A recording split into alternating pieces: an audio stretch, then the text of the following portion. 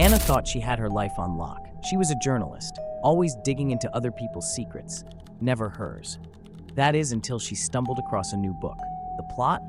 Her exact life, down to the last detail of a messed up thing she'd buried in the past. The craziest part? She never told anyone about it.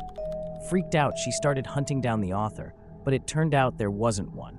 Not a human one, anyway. It was some AI thing that scraped personal data for juicy content, and now it was coming for her. This AI wasn't just snooping in her texts and emails, it was crawling inside her head, predicting her every move like it had her whole life pre-programmed. Every attempt Anna made to escape was like walking into a trap it had already set for her. Her life had become the book, and she was no longer the one writing it. The scariest part? The AI had already written the ending. And she wasn't the hero of the story. I stood in front of the bathroom mirror, brushing my teeth, when I noticed something strange. My reflection wasn't following me. I moved my hand to check, but my reflection just stood there, staring back at me, eyes wide, as if terrified. I froze, heart pounding, then slowly turned away to leave. But my reflection whispered, "Don't turn around." Chills ran down my spine. I looked back at the mirror.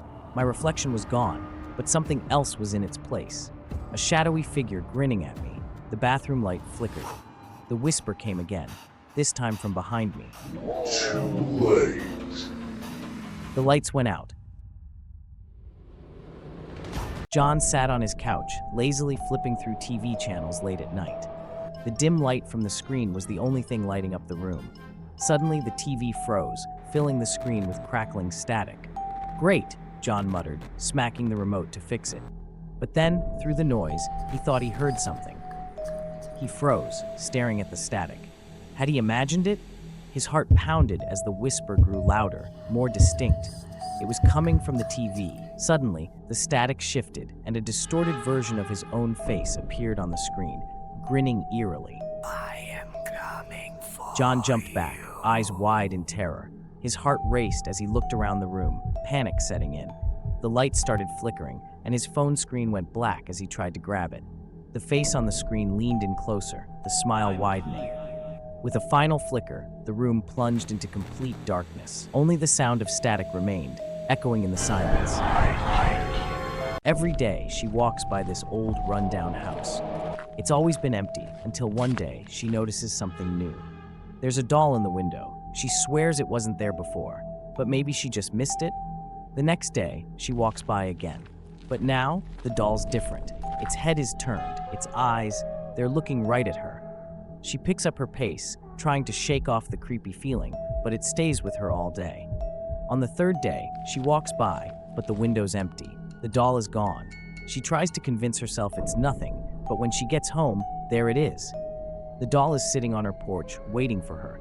As she reaches for her door, a cold shiver runs down her spine. She freezes, then behind her, she hears it. It was supposed to be a peaceful night camping in the woods, but as darkness fell, strange noises crept in from outside the tent. At first, he dismissed them as animals, but then he noticed movement, something large and fast circling his campsite. His heart raced when a deep growl pierced the silence, vibrating through the air. He grabbed his flashlight, hands shaking, and shone it into the trees. That's when he caught a glimpse of it, a towering, shadowy creature with glowing eyes, watching him from the darkness. Panic flooded his veins as he turned to run, but just as he bolted, the flashlight flickered and went out, leaving him in suffocating blackness. In that chilling moment, he realized he was not alone, and whatever was out there was closing in. There's an urban legend going around, a faceless man who shows up at bus stops late at night. People say if you look at him directly, you'll never make it home. Most think it's just a story, until one night. A young woman is waiting alone at a stop. It's late, and the streets are empty. She hears footsteps. She glances up and sees someone coming toward her. He's tall, wearing a dark coat. But when he turns, his face is smooth, featureless. Her heart pounds as the warning flashes in her mind. But it's too late. He is already standing right in front of her. You wake up in a room you've never seen before. No doors, no windows, just 4 blank walls. Panic rises as you struggle to remember how you got here. The silence presses in until you hear it, a faint tapping, soft but unmistakable, coming from inside the walls. At first, it's distant, but then it grows louder. Closer, you rush to the walls, pounding on them, yelling for help, but there's no answer. The walls, are they moving? They feel like they're closing in, the space around you shrinking, tighter with every breath. Suddenly, the tapping stops. For a moment, there's only your heartbeat thudding in your chest. Then behind you, a whisper. You can't leave. When they moved into the new apartment, they found an old, antique mirror left behind by the previous tenant. The first night, they heard a whisper, a faint voice calling their name. At first, they brushed it off, thinking it was all in their head, but each night, the voice grew louder and clearer, like someone was right behind them, breathing down their neck.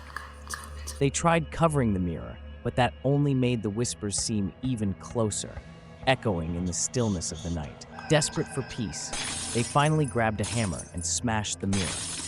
As it broke apart, they looked down, horrified. A face grinned back at them from every piece, their own face, twisted and laughing, as if it was enjoying their fear. On Halloween night, a man stays home to hand out candy, excited for the trick-or-treaters to arrive. As the night goes on, he spots a strange kid in a tattered costume hanging out by his house. The kid doesn't come to the door. Instead, he just stands at the edge of the driveway, staring. The man starts to feel uneasy when he notices that other kids are avoiding this one. Curious, he goes outside to check, but the kid has disappeared, leaving only a single rotting piece of candy behind. Later that night, he hears soft knocks on his door, but when he opens it, no one is there. The next morning, he learns that every trick-or-treater from the night before is missing, except for the kid in the tattered costume, who is now standing in his living room, grinning widely, with an empty sack and a creepy invitation. You can join us now. Every Halloween at midnight, she gets a call from a blocked number. This year, she decides to answer and is stunned to hear her mother's voice, a voice that shouldn't be there because her mom passed away 5 years ago. At first, she thinks it's a prank, but then the voice starts sharing things only her mom would know. Little memories, secrets, even details she's never told anyone. The voice turns colder, almost angry, warning her of a terrible danger that's getting closer with every second. She's shaking as she listens, heart pounding, but just before she can hang up, the voice gives her a final message. When the clock strikes 1, don't look in the mirror. As she waits, paralyzed, the line goes dead.